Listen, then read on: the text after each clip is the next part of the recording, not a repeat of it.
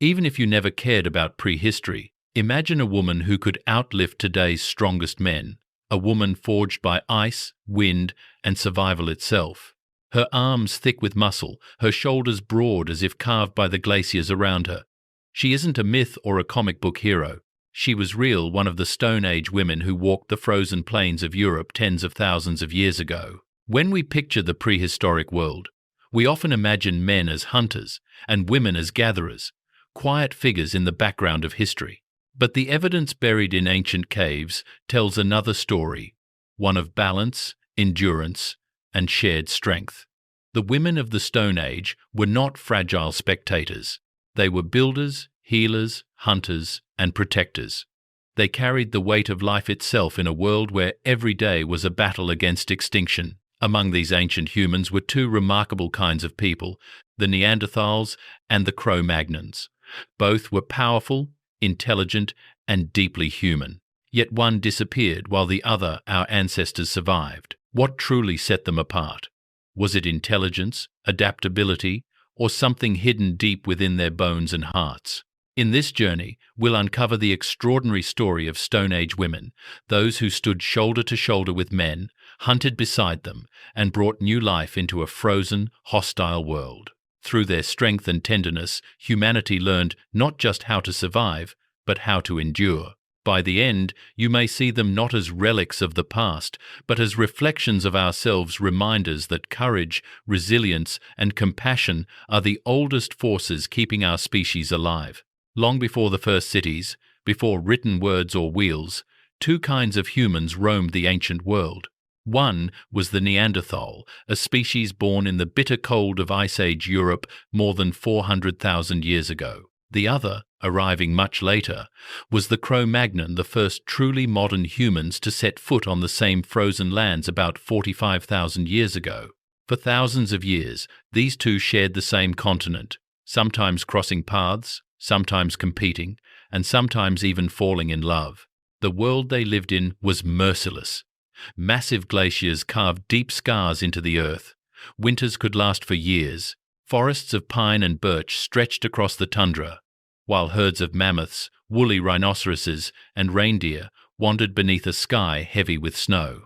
Fire was not just warmth, it was survival. Shelter was not comfort, it was life or death. In this raw and brutal setting, every breath was a small victory against extinction. Neanderthals were built for this world. Short, wide-chested, and immensely strong, they conserved heat and thrived in the cold. Their bodies were nature's armor against the elements. Cro-Magnons, on the other hand, were taller, more slender, and made for movement, their long limbs designed for running, chasing, exploring. Where Neanderthals were the masters of strength, Cro-Magnons became the masters of endurance. Yet, despite these physical contrasts, they were not so different. Both crafted tools with precision, shaped stone and bone into weapons and ornaments, and understood the rhythm of nature. Both groups hunted, cared for their sick, and built communities bound by cooperation. They laughed, feared, and dreamed just as we do. Scientists now know that Neanderthals and Homo sapiens were not separate branches on the tree of life, but close relatives who shared a common ancestor. They were, in many ways, brothers and sisters of the same human story, a story that would one day merge into us. If you could stand face to face with a Neanderthal woman, you might be surprised. She would not resemble the frail cave dweller of old illustrations. Instead, you'd see a body built for raw survival, short but powerful, weighing around 140 pounds, her shoulders wide, her chest broad, her limbs thick and sturdy. Every inch of her body spoke of a life lived through constant motion and muscle. Her arms were not just strong, they were the arms of a natural athlete, dense with power, capable of lifting, striking, pulling, and enduring. Science has given us glimpses of this incredible strength through the evidence left in bone. Fossilized remains show massive muscle attachment points, ridges, and grooves that reveal the intensity of force those muscles once produced. The upper limbs of Neanderthal women could withstand stresses comparable to those of modern Olympic weightlifters. Their forearms were thick like ropes, their grip so powerful that they could drag an animal carcass or split hide with their bare hands. One of the most remarkable examples comes from a skeleton known as La Ferracie II, discovered in France. This young Neanderthal woman had upper arm strength estimated to exceed that of most modern men. The structure of her bones suggests she lived a physically demanding life, hunting, carrying, crafting, and surviving every day in an unforgiving world. Similar studies on remains from Spy Cave in Belgium and the Jalta skull from Gibraltar confirm the same pattern: dense bones, heavy musculature, and unmatched durability. Hormonal evidence also paints a fascinating picture. Neanderthal women likely had higher levels of testosterone than women today, fueling energy, aggression, and endurance. That balance of hormones made them both fierce and resilient, capable of the hard labor that survival required. Imagine her world gripping a sharpened spear, thrusting it into the side of a charging bison, dragging its heavy body across snow, then kneeling by the fire to stitch hide with glue made from pine tar. Her body was her tool, her armor, and her legacy. But behind that strength was something even more profound: courage. Every bruise, every scar, every hardened muscle was not for conquest, but for protection of her children, her mate, her tribe, and the fragile spark of human life itself. Strength alone could never have carried the Neanderthals through the frozen ages. What kept them alive was something far more human: compassion. Archaeological evidence shows that many Neanderthal skeletons bear signs of healed injuries: broken bones that mended, shattered limbs that regained use. These were not the marks of abandonment, they were proof of care. Someone had tended to the wounded, fed them, protected them until their bodies healed. In a world of hunger and cold, this kind of empathy was an act of pure survival. Neanderthal women stood at the center of that world. They hunted beside the men, their strong arms hurling spears and dragging heavy meat across snow. They skinned animals, softened hides, and stitched clothing with fibers bound by pine resin. When a storm came, they kept the fire alive. When the hunt failed, they foraged roots and berries to keep their tribe from starving. Their work was relentless, but it was also sacred, the labor of sustaining life itself. And when the battle with nature was over for the day, they became healers and teachers. They tended to the sick, comforted the old, and taught the young how to track, carve, and survive. The hearth in a Neanderthal cave was more than a fire. It was the beating heart of a community. Around it, they shared food, warmth, and stories that would never be written but would shape the first forms of human memory. In the burial site of La Ferracie II, the careful positioning of her body suggests that she was laid to rest with love, perhaps with ceremony, perhaps with tears. It reminds us that even in the harshest world imaginable, strength was measured not only in muscle, but in mercy. In the cold silence of the Ice Age, compassion was their brightest flame. Even the strongest among them faced moments of quiet, terrifying vulnerability. For Neanderthal women, childbirth was one of those moments, a test of endurance that echoed through generations of humankind. Their wide hips and deep pelvic structures, shaped by evolution for powerful movement, also allowed for the passage of larger infants compared to modern humans. In theory, their anatomy made childbirth mechanically easier. Yet, in practice, every birth was still a battle between life and death, fought without medicine, without tools, and often in the dim glow of a flickering fire. Imagine that scene: a narrow cave warmed by embers, snow pressing against the stone walls outside.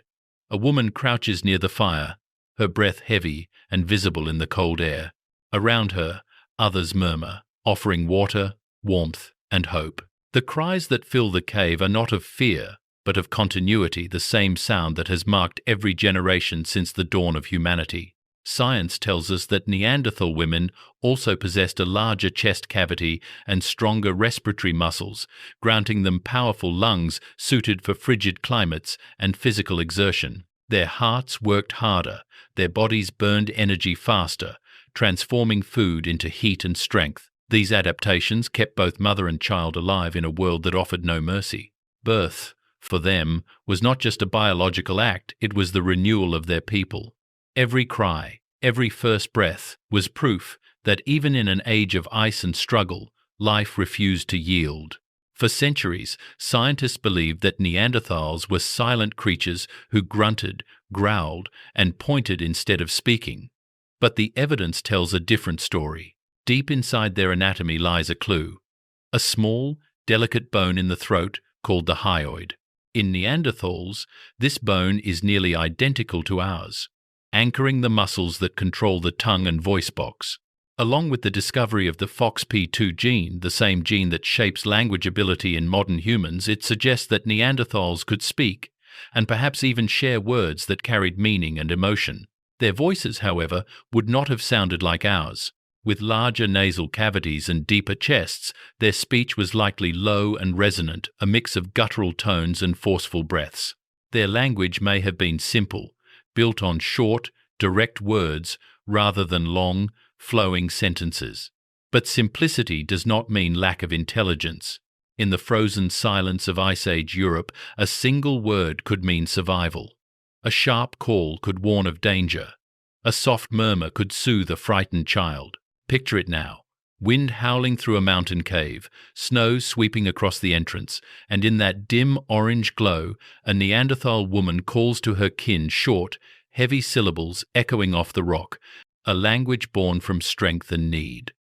Later, her same voice hums softly as she cradles her infant, singing in tones rough yet tender, perhaps the first lullaby ever sung. This was not just communication, it was connection.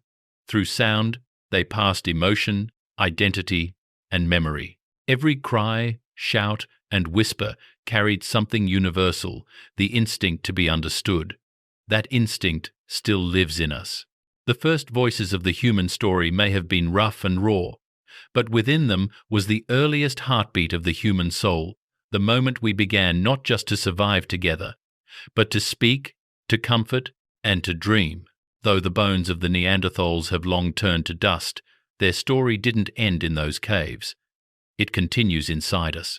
Modern genetic studies reveal that anyone with ancestry outside of Africa carries between 1 and 2% of Neanderthal DNA. Tiny fragments of their ancient code still hum quietly within our cells, shaping who we are in ways we're only beginning to understand. Some of these inherited genes strengthen our immune systems, helping us resist viruses and infections. Others affect our skin and hair, adapting our bodies to sunlight and temperature, echoes of Ice Age survival still playing out under modern skies. Even parts of how we metabolize food or how our bodies respond to stress can be traced back to those ancient ancestors who once faced endless winters and fought to keep their fires alive. In a sense, they never truly vanished.